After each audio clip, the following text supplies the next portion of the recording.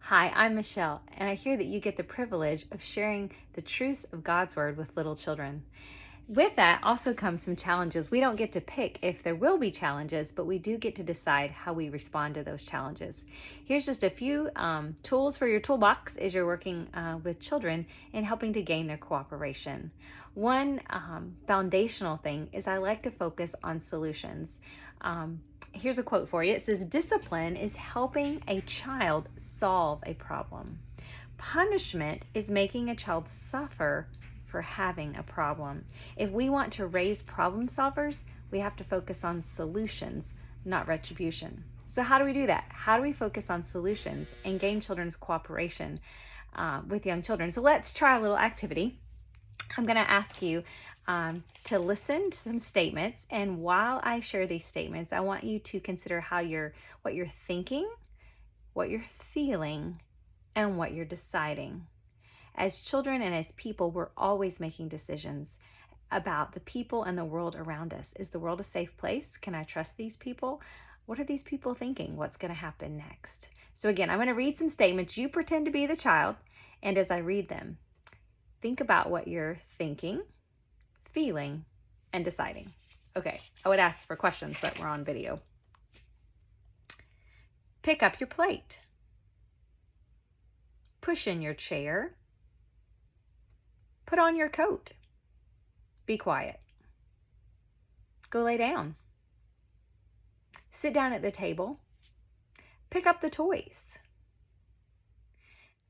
This would be a good time to stop the video and discuss among yourselves, what were you thinking? How were you feeling?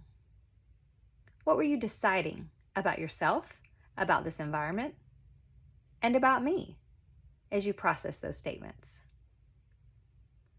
After you have a little discussion, turn the video back on and let's try this again. This time I'm going to share some different statements. And again, I want you to consider and pretend that you're the child. And what are you thinking, feeling, and deciding? So here goes. Where does your plate belong? What can you do with your chair? What do you need before we go outside today? What kind of voice would help us all hear each other? Remind me of what time it is now. What do we do now? What is your job at cleanup time? Take a moment to pause the video and discuss again what you were thinking, what you were feeling, and what you were deciding. I hope you had a great discussion about this. The difference in these statements, if we could put them into two categories, what would you call them? The first set of categories are more like commands or telling. Pick up your plate, push in your chair, put away the toys. And no matter if we do it with a smile, it's still a commanding statement, a telling statement.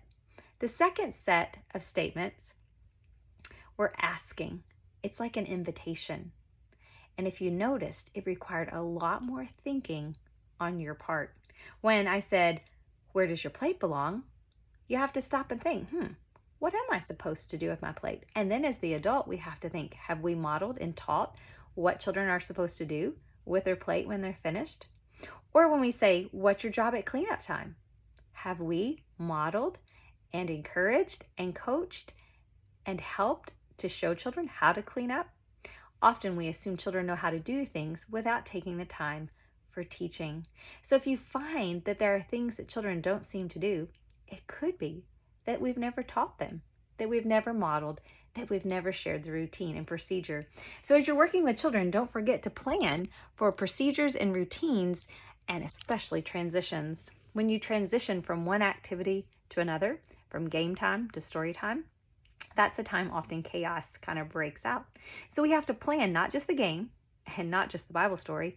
We have to plan for the transition.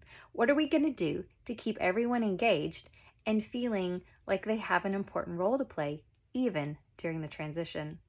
And with children, the more transitions we can cut down on, the better. And it helps the whole time to go smoother and less time is wasted. So again, the difference in asking versus telling. It's your turn. Can you change a statement from an asking statement to a telling statement? From We want to use asking statements, kind of like called curiosity questions. Here's one for you to try. Go brush your teeth. How could we change that from a telling statement that commands into an asking statement? I'm sure you had some great ideas. Here's one. What do you need to do so your teeth are squeaky clean? Here's another one. Stop biting. That's a telling statement.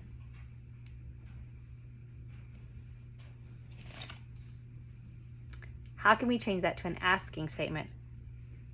How can you and your brother solve this problem? I see there's a problem. Would you like some help? Do you have ideas to solve this problem? Another thing, when children aren't getting along, is to validate their feelings, showing that you understand. I often have people ask, what do I do when children want the same toy? They both want the same thing and they go to grabbing or reaching. The first thing is to be in close proximity and get down on their eye level.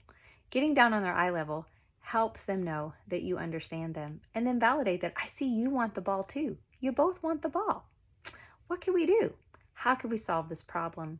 Giving children opportunities and showing that you have faith, that they have good ideas to solve the problems, helps us focus on solutions and not on retribution.